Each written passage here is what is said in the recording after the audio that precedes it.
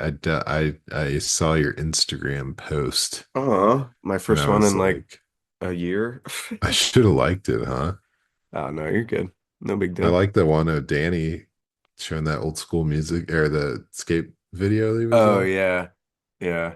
I'm I glad you didn't finally know found that. those. I've heard about those videos for a long time, and it's cool to see them. Yeah, I mean, I don't know why. I don't get on Instagram. And I've seen like I'm taking the kids to the skate park videos or whatever. I'm like, oh, that's fun. But then I saw that and I was like, oh my God, like I could never skate. I'm top heavy and I got weak Yeah. ankles and I've got a million reasons why. But like me and my buddies were real wannabes, real big wannabes. Hell yeah. So it's cool I mean, there's nothing cooler in the world to me than being like, oh my God, you were good at skateboarding when you were a teenager. Like that's what everybody wanted when they were a teenager, right? I took a lease out on your heart. I took a lease out on your heart. Can I at least have fun? Can I at least have fun?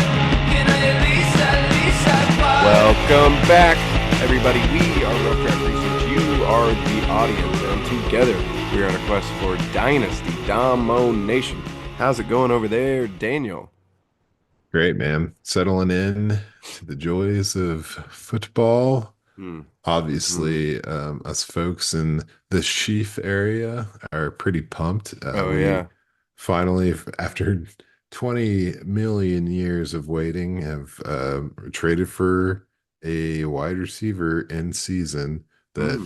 that people are aware of as a quality member of the team. So, Yeah. um, yeah, You Chiefs Hopkins, fans man. are really dealing with a lot over there, not trading for wide receivers to help you win a Super Bowl. Oh wait, that's right.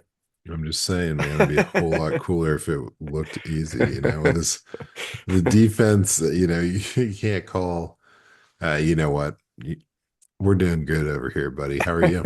I'm doing well. No, I'm just giving you shit. It's big DeAndre Hopkins showing up. That's gonna be huge. I mean, fuck Oh, the yeah, Titans though, for real. Like, okay, dude. cool, you're gonna suck, but just you didn't have to trade him to the Chiefs.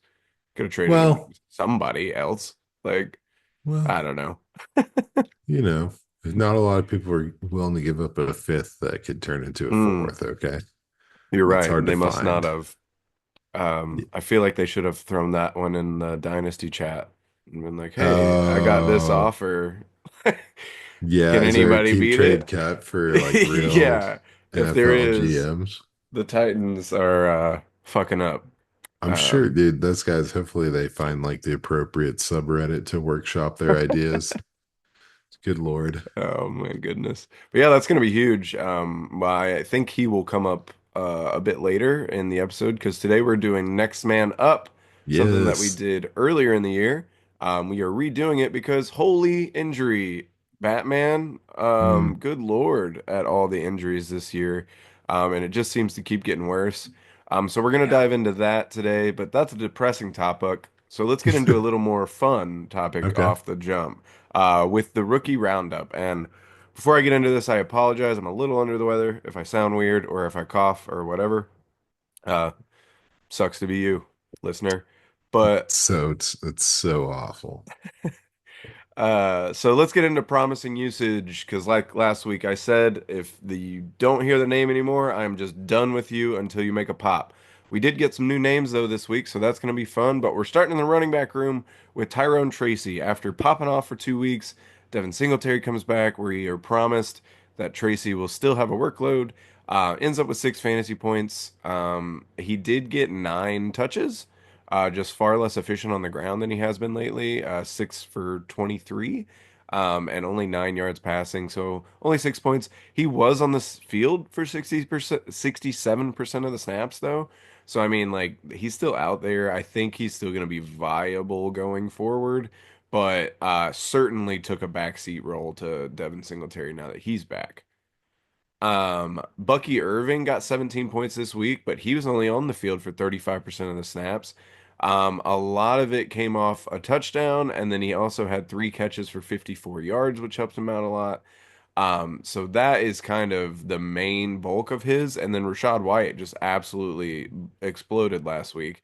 So that I think really is going to be a situation where you're going to have to pick your poison each week, and you may end up being wrong between Irving, White, and then a little bit of Sean Tucker might be thrown in there every now and then.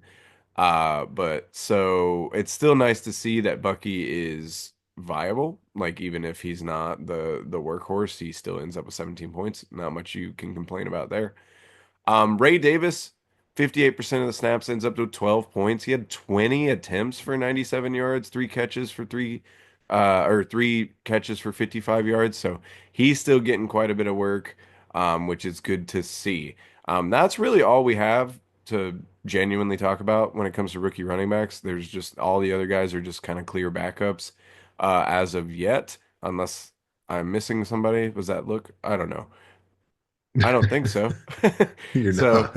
we're gonna move on to some wide receivers. So because of the massive injury news and all the injuries we've been dealing with, we had two guys that we haven't really talked about, and they both play for the Saints. So we had Bud Means end up with 7 points this week, and then Mason Tipton actually ended up with 11 points. Of the two, Bud Means was on the field just slightly a bit more, 89% to 83%, but Tipton actually got 9 targets to Means five, 6 catches to Means three, and then 45 yards to Means 37 yards. I'm worried about any sort of efficiency in this Saints offense. Even when Derek Carr comes back, for that matter, they started off incredibly hot, but then have just fallen off. And with Spencer Rattler, I'm just very questioning of what they can get done. But it does seem like you might be able to throw one of these guys in a pinch, and if he gets a touchdown, you never know. I mean, 9 targets, that's nothing to sniff at. So Tipton seems like the leader in that moment right now, but we're gonna kind of look at that going forward. Similarly, whoa, to the Saints, we had the San Francisco 49ers have multitude of injuries, and we had Jacob Cowing show up, ended up with 7 points. Now, it's a little misleading because he only had 3 targets, 2 catches for 50 yards, which is tight. That he got that amount of yardage off just 2 catches, but he was only on the field for 19% of the snap share. And we did see the debut of Ricky Pearsall, who actually only ended up with 5 points, 3 catches, 21 yards, but he was on the field for 76% of the snaps. So to me, of the two guys there, it's clear. I mean, obviously Pearsall is a first round pick. Cowing is a what, sixth round pick, fifth or sixth round pick. And so to me, it feels very clear who they want to be on the field more. But we'll get into how the injury news affects them later on in the next segment. But it was good to see Ricky Pearsall on the field after getting shot in the offseason. That's always Yeah. crazy that that's happened twice now. So hopefully that stops happening. But it's good to see him. Um, Keon Coleman had a big week. His career high and also rookie season high of yardage, 4 catches for 125 yards, 17 points. That's always good to see, especially with the fact that Amari Cooper was there. I think there was worry from some people that he would just get eaten alive by Cooper, and it seems like not the case. I mean, he had 7 targets. I don't know that 4 catches for 125 is really that sustainable, but when you have Cooper taking some of the attention and you have a quarterback like Josh Allen, you never know.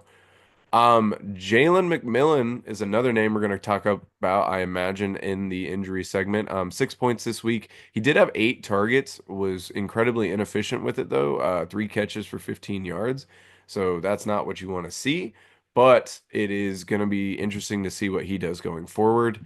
Xavier Legette on the field quite a bit, but not a lot of production out of it. Only 3 points this week. The Panthers kind of got waxed, Mhm. or dog walked, if you will. And We will. so I don't know. And now Bryce Young is going to be starting this week, which we saw what happened. I'm hoping that the Andy Dalton injury, well, car crash, because it's a Yeah. little rough to call it an injury, but I'm hoping that Andy Dalton, the way he played while Young was on the bench, maybe will free up Young to like be a little more loose, be a little, I don't know, he just felt rigid at the beginning of the year and just felt like he was almost scared to be out there. And now after the benching and coming back, maybe he'll kind of just sling it in there a little more and play more to what we thought he might be. Still skeptical about it all though. Lad McConkey had a decent little game, 9 points, 86% of the snaps. 7 targets for 5 catches, 46 yards. My worry about McConkey is not the amount that he's going to be on the field, and the targets he's getting is pretty good, but he's only had over 40 yards in a game once this season, or like over, so I guess over 50 yards technically. Like he's been in the 40s a lot, which is just really not going to get it done. Makes you fairly touchdown dependent. I'm hoping that along with Herbert, McConkey can get going because I was a big fan of him coming out, as anyone listening to this podcast knows, and I think they could better utilize him. I'm kind of already annoyed with the Jim Harbaugh experience, and Only so field goals, man. yeah, like what I don't know if that's how we want to try and win. You're gonna get beat by the Cardinals an awful lot. Roma Dunze's on a bye week, so nothing to talk about there, and then Xavier Worthy. Only 5 points this week, which you don't love. 3 catches for 19 yards. Um, just not really what you want out of him. He even had 8 targets, so it's not like he wasn't getting targeted a decent amount. It's just not really working yet. Seems to be a more of a like boom bust. As soon as if he catches a touchdown, then you're feeling good because it's usually going to be like a 60 yarder. But if not, I mean, I think Mahomes even missed him deep on a long touchdown this week, Yeah. which is not what you want Sweet. to see. And then, as we talked about at the top, DeAndre Hopkins is coming in, so that's definitely going to limit his, or maybe it won't limit his value. Maybe it'll open him up a little more, but you would assume that they're bringing in Hopkins to be the target leader going forward. Moving on to some tight ends, Theo Johnson, big old goose egg. The only reason he is on this is because he was on the field for 90% of the snaps. No targets though, no catches, no nothing. But it's hard to remove a guy that's on the field for almost 100% of the snaps. Jatavion Sanders is continuing to look good. 12 points this week, 74% cent of the snaps, 6 targets, 6 catches for 61 yards. 666. Run away, all you Christians out there. Hey. But looking good for Sanders. I mean in a game where they got absolutely waxed, it was cool to see him kind of at least have a little juice to him because that was his thing coming out of college, is being a receiving threat. So if they can keep him involved, we need more tight ends in this world.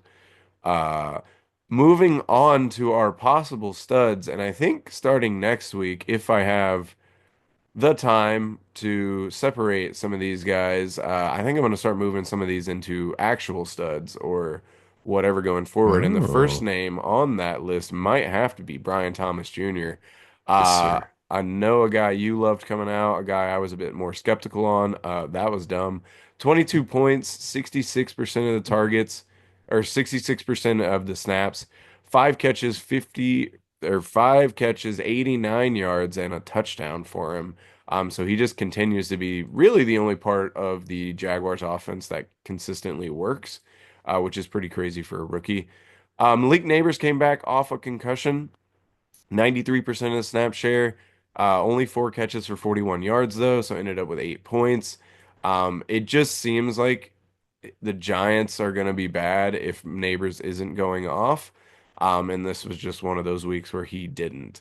Marvin Harrison Jr. ditto that. Now the Cardinals ended up winning, but only 5 points out of the son of the Hall of Famer. 3 catches for 21 yards, not what you want to see. And his has been a bumpy rookie season so far. I know there's people complaining that it looks like he doesn't run his routes very hard and all that kind of stuff. I would counter that he was wide open on a throw that probably would have been on like 70-yard touchdown that was missed completely. Not like missed the throw, just like didn't throw it to him. Um, I don't know. Things just aren't working quite yet, but I still have faith in Marvin Harrison Jr. And then Brock Bowers finishing our possible studs. He would be the other name that arguably should already be moved into the studs, because he's outpacing some of these wide receiver rookies, and by some of them, I mean most of them, in terms of production. 19 points this week, 14 targets, 10 receptions, and 93 yards.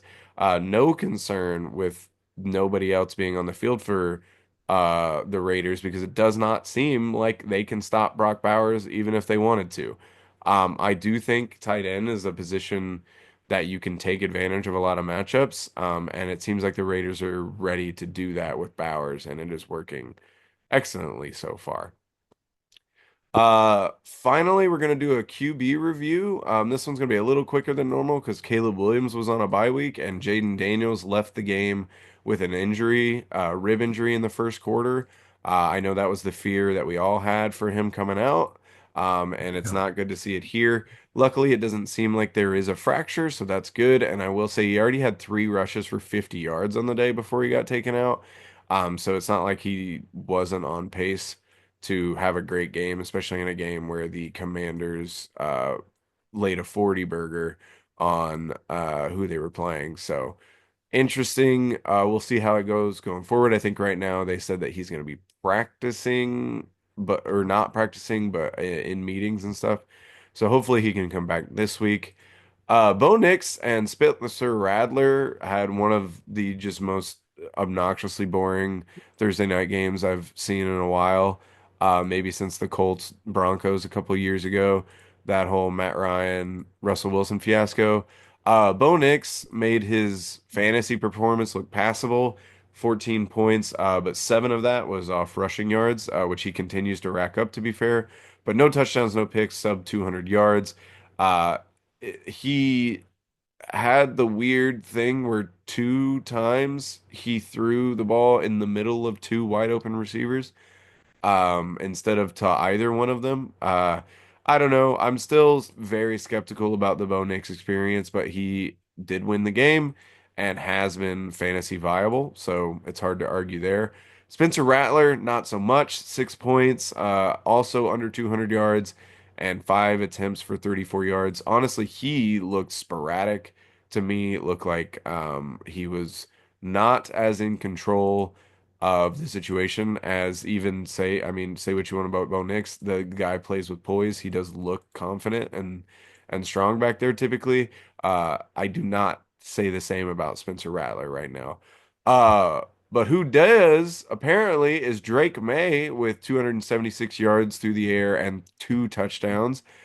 Still not using his rushing ability much, but if you're going to be throwing 2 and 3 touchdowns a week with no picks in the second one, hey man, things are starting to look up for New England. They might have found a guy. I'm intrigued to see that going forward.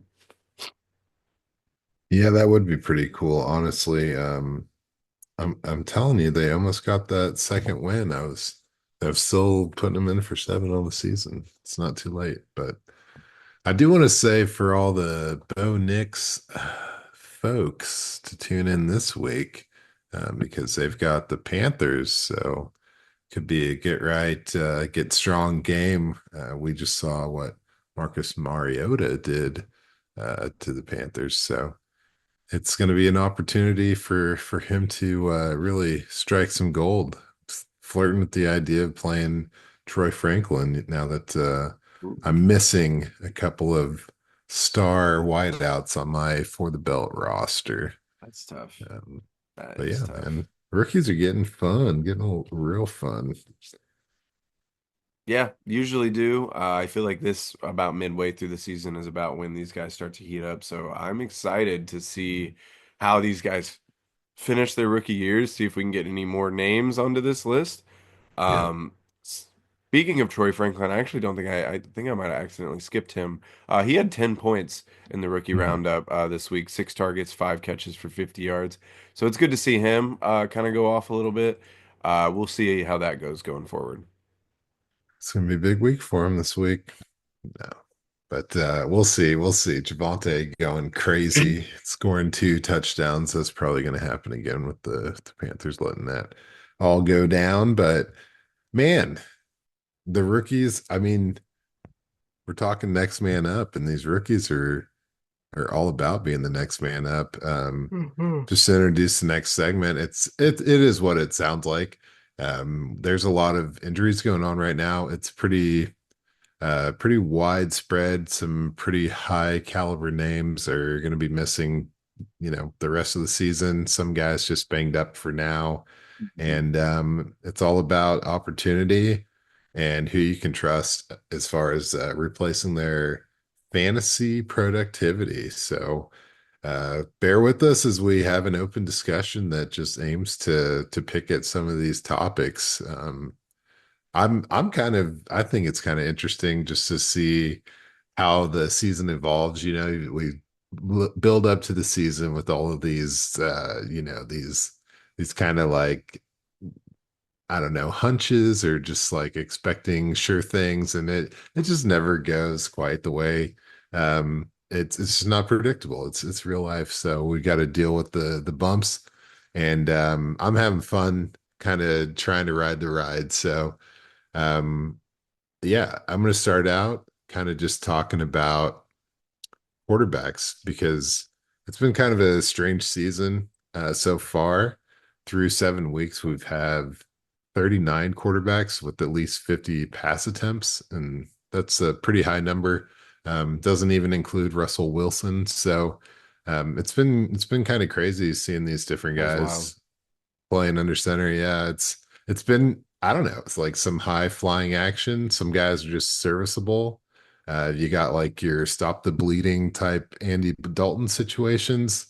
And so yeah, I just kind of wanted to think about what it means fantasy wise, and if if the ship goes down with the captain or not. I thought an easy one, a fun one, a nice one just to talk about. I mean, next man up, it's been going on for over 7 weeks now, but um Darnold, being the next man up for the Vikings has been like, I'm just laying the groundwork for like what the textbook dream scenario is.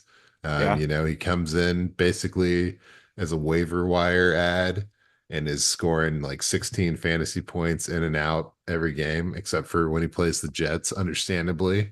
And he's keeping everybody on the Minnesota roster productive, and they're successful, and this is nice. It's beautiful. It's nice to see it. Hmm. But it's not going like that everywhere. You know what I mean? You've touched on a little bit. We got Derek Carr. He's missing a couple of games. He's doing his thing, and Spencer Rattler's out there.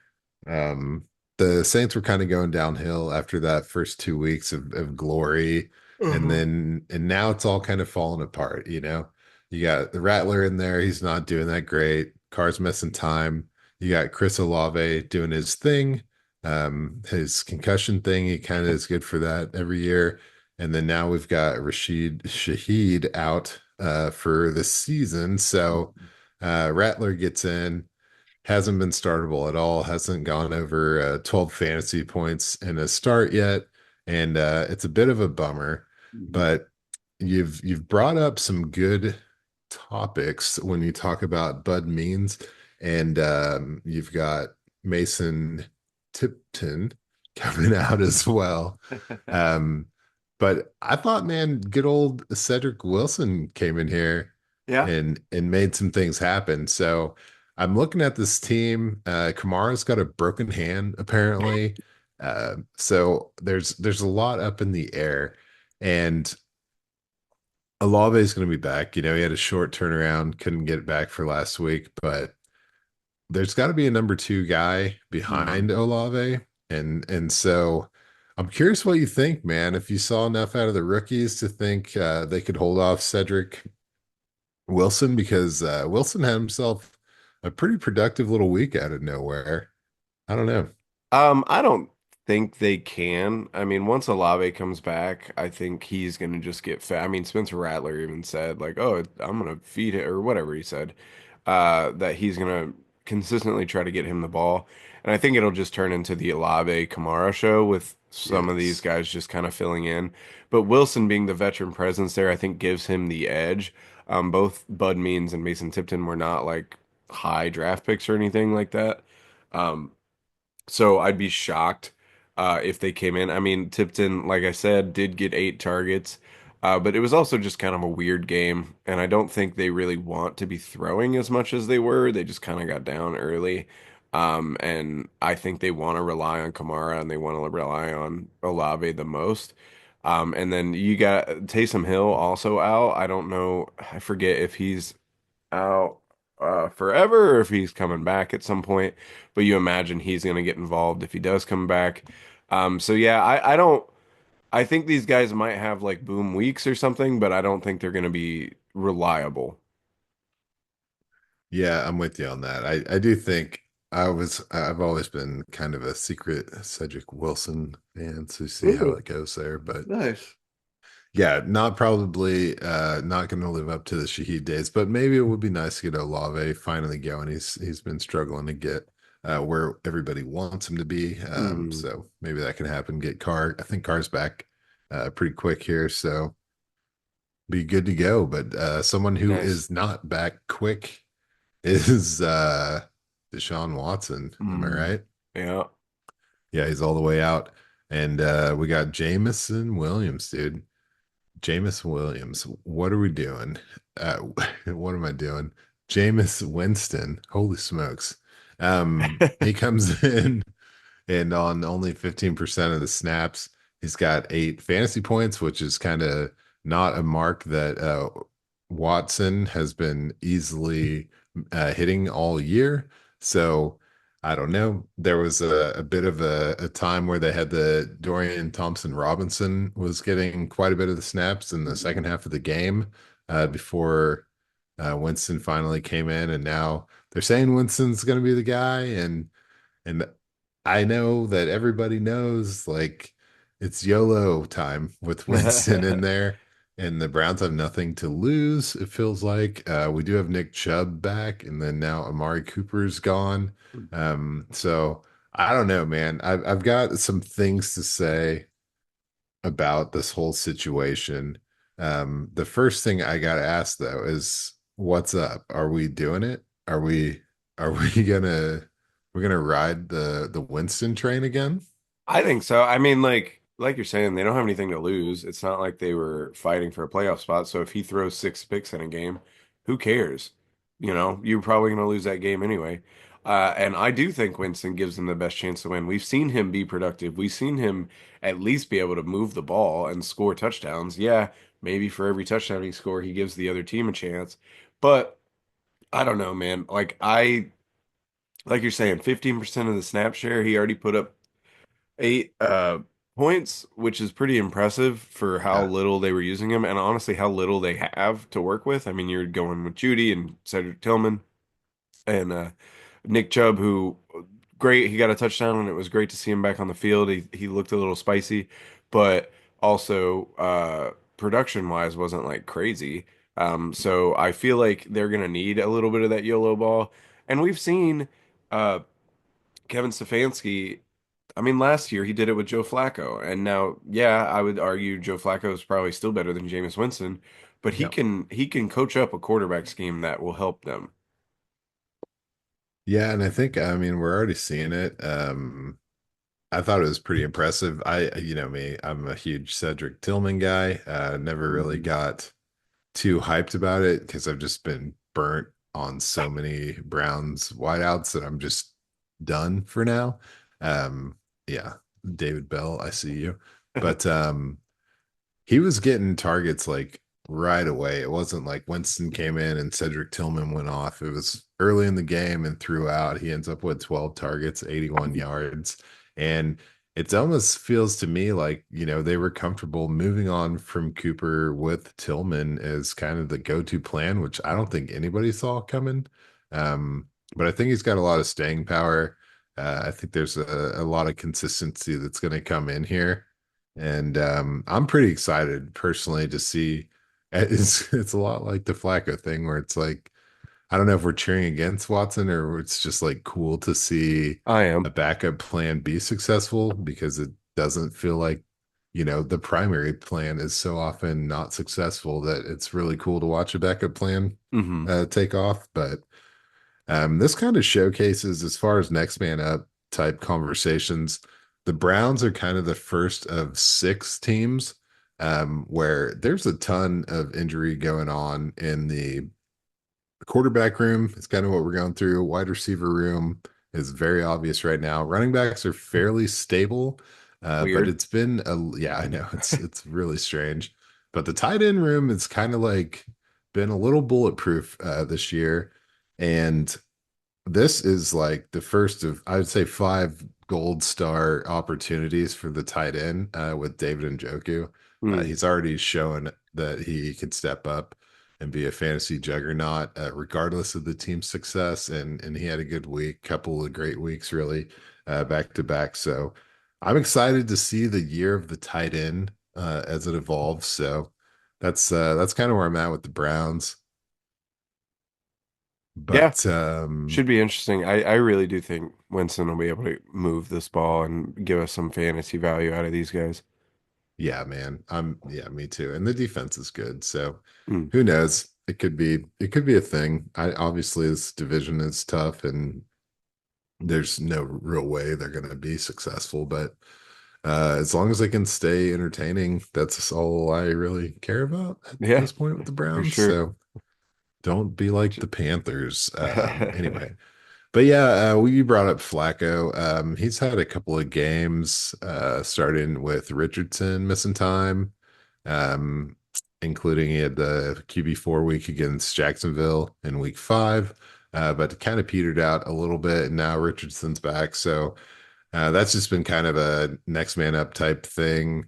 I talked a little bit about Andy Dalton, right? He had came on the scene guns blazing and it's kind of petered off quite a bit. And now it's been in a car accident and Young is getting that start back. So first man up, next man up, back to first man up. Not really expecting anything out of Carolina that we don't already know. It's like kind of rough. Would love to see one of these wideouts take off, but really they've pivoted the run game, and that's cool. Chuba is awesome. Maybe we can get in with Brooks and have some fun with that. Um, but yeah, I don't know. Next man up, basically in Washington. Talked a little bit about Mariota already, keeping Terry alive, kind of roasting the Panthers, and then yeah, Daniel's not practicing, but seemingly going to be out a week or so tops. Feels pretty good. Nothing really to be too concerned about. If you ask me, I think this team's going to be doing fine down the stretch. But then, yeah, we've got some next man up situations that haven't panned out so well when you look at Tua missing time. Hmm. And it looks like he's Been going to be back rough. this week, but just to see like how it doesn't always go Uh-huh. well, we've had Tyler Huntley, who has basically done, pretty much nothing in the time of his starting. There was the Skylar Thompson that was like a joke. And this is a situation where, normally the fantasy football powerhouse of the Miami Dolphins has come to a grinding halt. You can't start Waddle. You are like desperately hoping that Tyreek can do anything. The running backs really aren't even getting that much traction right now. So when it comes to next man up, it could be a really bad situation. And we all think of Tua is kind of like borderline startable as far as like NFL caliber quarterbacks. And it kind of speaks to the underratedness of him with this offense just completely being a goose egg without him in there. So excited to see him back on the field. I don't know if you have any opinions about the No, Dolphins. I mean it does because I mean that offense is super exciting and fun to watch with him and I even remember me and Danny were friend of the pod were talking about when Tua first went down, we both I think took the spread for the Dolphins because we believed in Mike McDaniel and his ability as a play caller and to create an offense no matter what. And that just hasn't been the case. Like it's been a horrendous watch. They can run the ball okay, but that consistency is gone there, and it does speak to. I mean, they paid him $53.5 million for a reason, And I think some of us might have scoffed at that, and now we're looking at it and going, well, I mean, maybe if he makes this whole offense tick and actually gets Tyreek the ball and Waddle the ball, like maybe they were onto something here. So I'm excited to see him back. I'm really worried about him being back. Yeah. To be fair, I hope he doesn't get hurt. Um, uh, but yeah, I mean, it'll be fun to see him back, and I hope he gets the offense moving for sure. Yeah, I'm with you. It's kind of, yeah, like you're saying, you put it really well with that contract situation where we all kind of second guessed it and doubted it, but I guess maybe they knew what the alternative was, which is pretty damn awful. So you could say that he's, yeah, earning his paycheck the hard way, given the the night and day that offense has been with and without him. So kind of on a lighter next man up situation, I did want to shine a little light, give a little love to Malik Willis, and he stepped in for a couple of games while Jordan Love was down. And this is cool. This is like what you want to see, kind of a seamless situation. Quarterback 20 the first week, quarterback 6 the second week, and just really stepped up and took care of business. So I want to see that happen. I don't want to see any more of this Mason Rudolph type stuff where he plays basically two full games and can't get beyond 8 fantasy football points in either. It's heartbreaking to me. But sticking with the Green Bay, and I know you're at the game, which is awesome. You Woo! can feel free to, give us just the thumbs up or the high five or favorite memory from that. But to see Reed have kind of a lesser game with a little Mhm. bit of banged up, and then Romeo Dobbs kind of getting in there and stepping up these past couple games after like I don't know what you call it, a healthy scratch type punishment game, and now he's Yep. back.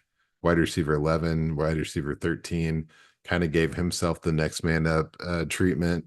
And now with the injuries, he could be in line for a bigger role in that. I don't know. How do you feel Yeah. about them Yeah, for Packers? sure. I think touching on the Malik Willis thing, I think maybe we should pay attention to the coaches of these backups that are coming in because I think Matt LaFleur masterclass getting Malik Willis ready and making the offense run through him. So maybe that's something. And then we look alternatively to Mason Rudolph, who that team couldn't even get their starting quarterback going. So it's like one of those things like maybe that's something we should keep more of an eye on.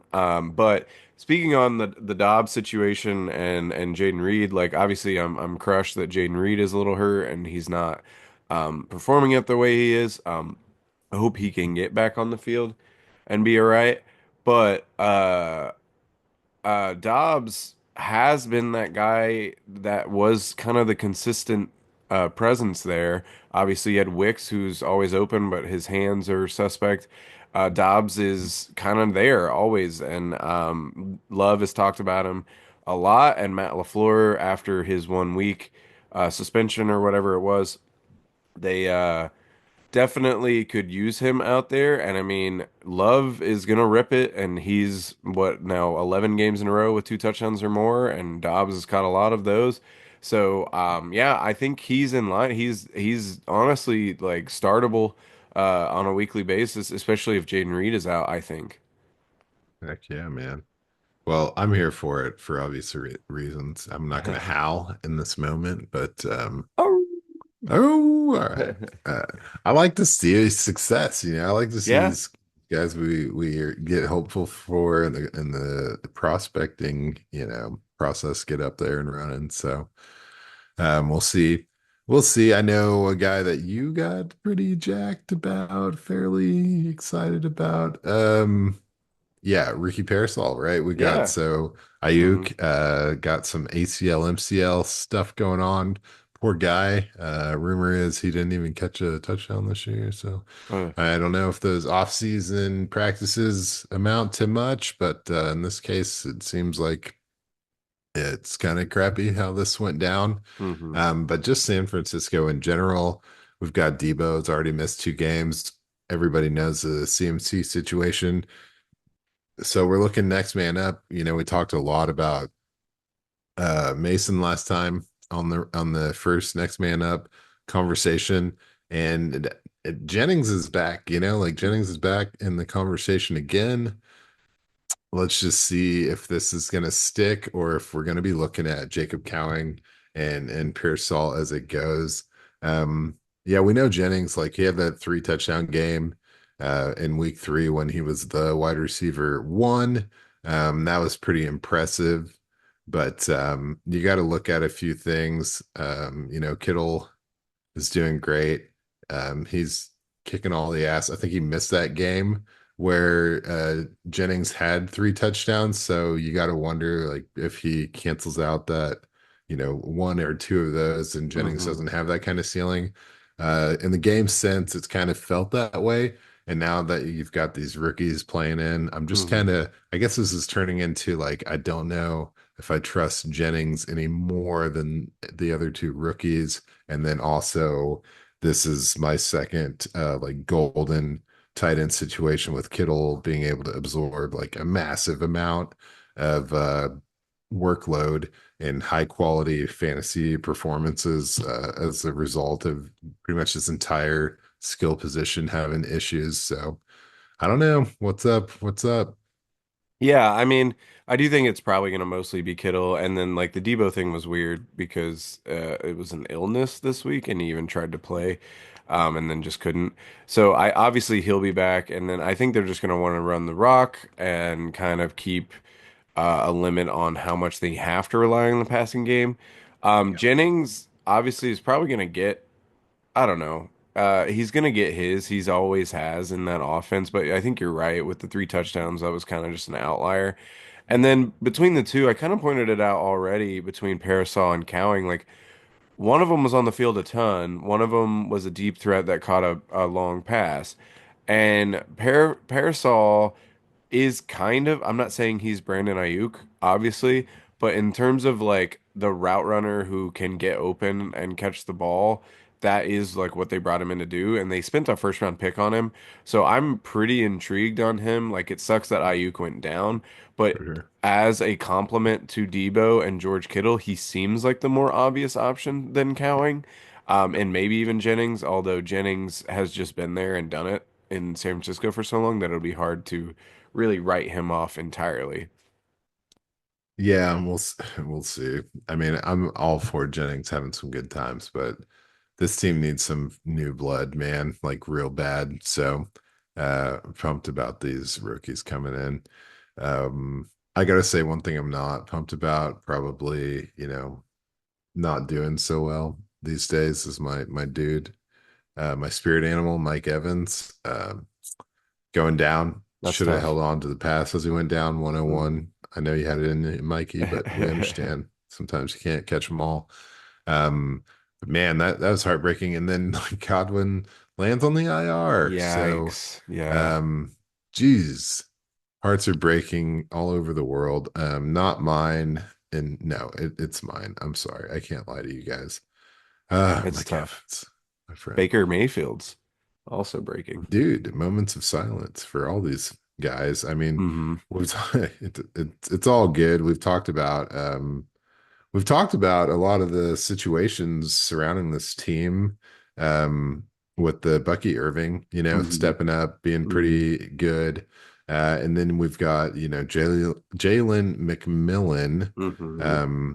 which I've got to just say, been a huge fan for the whole time. I've been pretty pumped about him. I got outbid by like $1 on his waiver pickup. So congratulations again, Danny. Really hurts. I'm sure you were celebrating that one. Um, but yeah, you're saying he had a quiet start. Then we've got, Sterling Shepard's in the mix here, and then He's Trey back. Palmer. There's yeah, I know. He never went away. There's always someone who I'm trying to think who else was in Tampa Bay a couple of seasons ago. It was the guy. Oh man. Russell Gage? Yeah, I thought there's another Atlanta guy in there. But anyway, it's going pretty well Mm, for the run game, so we'll see if they just lean that way. I do have to say this is my third golden opportunity. Kate Otten. there Um, you go. we've said some great stuff. It feels like it's the tight ends inheriting the earth this year. But you bring up a great point. It's the quarterback two on the year, and without a pair of premium wideouts, man, I don't think it's possible. I just don't think it's possible. But I do think something will be happening that is delightful. I think like Baker is not so easily discouraged and he's on one this year. So I think he's going to pull something out, but yeah, his status as that level of production definitely not going to be going for very Yeah, I much mean, longer. as much as I don't want to just write Baker off and say that he was a product of having two superstar wide receivers, but that certainly helped, Oh yeah, obviously. So, I mean, you take a guy away like Mike Evans, who's arguably a Hall of Famer, if not just penciled in. Um, and then you take away a guy like Chris Godwin, who has been extremely productive throughout his entire career. Obviously, Evans might be back at some point, so maybe we could see a Baker spike, but we're not getting Godwin back this year. Um, so yeah, I mean your Kate Otten shout, that is a good one. They might start to rely on the tight end a little more. I've always been a Sterling Shepard guy. I'm glad to see him yes back on the sir, field. Obviously, I don't think fantasy wise he's going to be that much for you, but I do like him as an option for Baker, and he's a veteran, and kind of knows what's going on. And yeah, McMillan had a slow start, but he also caught a touchdown in his first game, and they threw him two bombs back to back, if I remember correctly. for Or sure. maybe not back to back, but they threw him two bombs in that game. Mm, And one was missed, one was a touchdown. And this was a guy that we heard a lot of camp buzz on. So I don't know that like it would. I think he does need Evans. But if once Evans comes back, I wouldn't be that surprised if McMillan fills kind of like a Godwin-like role. Maybe not to the level of production that Godwin was on, but like they were using Godwin in the slot a decent amount. I feel like that's a great spot to use Jalen McMillan. oh yeah, Um, buddy. and so like he is the guy that I would look to, and maybe that's because we do a Dynasty podcast and I'm No, obsessed with dude. rookies. But I do think Jalen McMillan has an opportunity here to kind of have like a second half, pretty strong rookie season. It's almost as if some professional prospector told you that he was the best Washington Husky wide receiver. So I see that you've been influenced by someone who knows the future. And so I'm looking forward to McMillan blossoming, man. This is Mhm. exciting. You've got me excited with your words. But yeah, I think Evans is, I think they're projecting like 2 games missed, possibly. Yeah, so hopefully not too bad. Yeah. This still keep me in the top three for the belt teams, right? Even though I'm like the lowest scoring team, no problem. We can do this. Um, but yeah, we kind of touched on it in the intro. Hopkins is now a chief. Woo! Yay. So this is a next man up type situation. Rice out, Hollywood out, Juju's missing time, which, you know, that's a starting wide receiver at this point that's not on the field.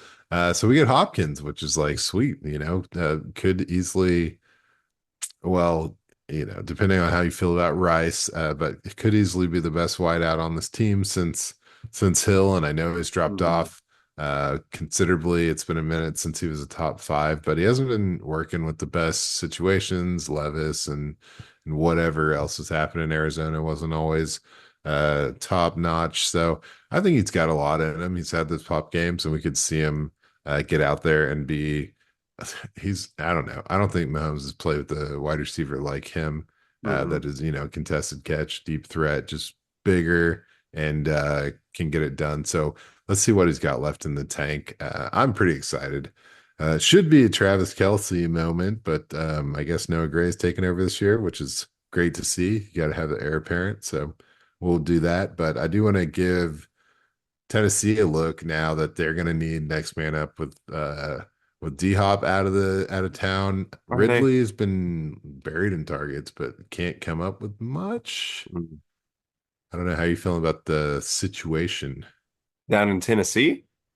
either. Well, I'll start with Tennessee. They're just tanking. I don't think they care who the next man up is. They're just done. They're packing it in for the year. Um, that Tony Pollard money really helped them out. Bringing in Calvin Ridley, I don't know. It just hasn't worked, and I think they're just kind of moving on from the concept. And that's why you get rid of a guy like Hopkins. I know, like you said, he's dropped off, but you should be excited, man. I mean, he's a perennial Pro Bowler, has been awesome everywhere he's gone. And if you had told me in 2018 that the Chiefs would have Juju Smith-Schuster, Hollywood Brown, and DeAndre Hopkins on the same team, that would have been like maybe the best receiving core in the league, people would argue. Not so much in 2024, but there's still some juice there. I do think Hopkins at least gives them a presence that the defense has to worry about. And then, like I mentioned earlier, maybe that does open up Xavier Worthy a little bit, and kind of help him get his game going. Because I think that to me would be the goal of the Chiefs is yes, use Hopkins, yes, use his knowledge, yes, use his veteran status, yes, use his ability to just eat targets and catch a lot of balls. But we have to get this first round pick, Xavier Worthy, going for this offense to really get moving. Hopkins isn't the deep threat that he used to be, and then neither was Hollywood Brown. And then I know I think they have Me Cole back on that team too. Oh yeah, Um, Mikol's going. and so none of those guys are your deep threat. It's got to be Worthy, and you need to take some pressure off him. And I think Hopkins is a good guy to try to do that.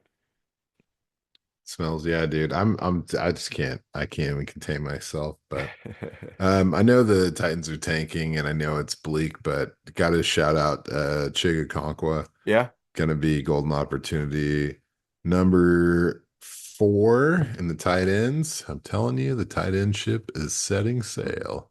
Um, so that is very exciting. I'm gonna squeeze in my fifth tight end.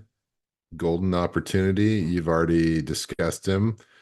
14 targets last week. Brock Bowers. So it's Mhm. 12, 10, 14 the last 3 weeks without Devontae Adams on the field. So next man up is pretty clear cut there. Maybe Jacoby Myers, Trey Tucker step up a little bit. We got Aiden O'Connell on the IR. So it's all Minshew mania. And I think he can keep the Bowers going. So I'm pretty pumped, man. I think not really. Like I'm not pumped about the Raiders, but it's cool to see Brock Bowers kicking all the ass. It's been Yeah, a long time absolutely it coming. is. We've all had our eye on him. So Yeah, for sure. And it's good to see one of these rookie tight ends really hit the ground running. I know we had Sammy Ball game last year. He's kind of disappeared into the ether a little bit. But these rookie tight ends have a hard time going. So it's nice to see one come in and actually do what he was meant to do. hell yeah, man. So I'm pretty much rocking like a lone running back next man up situation. It's kind of been well. No, we got two, at least two, and feel free to chime in, add it what you will. But I've been impressed with Kareem Hunt. hmm Circle back on the Chiefs. He's had a couple of pretty solid weeks coming out, so I expect that to keep going, and also for him to be relevant even when Pacheco comes back. But yeah, he was number 5 and then number 11 the past 2 weeks in the running back rankings. And then Tank Bigsby, I mean, hmm next man up, kind of Travis Etienne, a little bit of hamstring issue, a little bit of like kind of crappy football issues right now. So, um, we've talked about Tank a little bit, but definitely incorrect on my pre-draft assessments. It would seem, or he's changed. He's changed for the better, but he is kicking major ass. Yeah, coming off the RB8, he was number 1 in week 5. But am I missing any major next man up situations in the running back room? I probably am. No, I don't think so. Most of it's been wide receiver stuff, which kind of flies in the face of what everyone's been saying recently. I do want to throw Right. out DK Metcalf is considered week to week, which I do Mhm. think could be pretty not good, but like we could see some Jackson Smith and Jigba stock rising, which I think would be really good for everybody. Hell yeah, it would be. Well, I want to end this sweet segment and feel free to jump in, but with a little game of not the next man up. Okay. And three names popping out to me. One of them very familiar to me, familiar to anyone who has ever listened to me long term. Trey Sermon. Apparently, you are still not the next man up.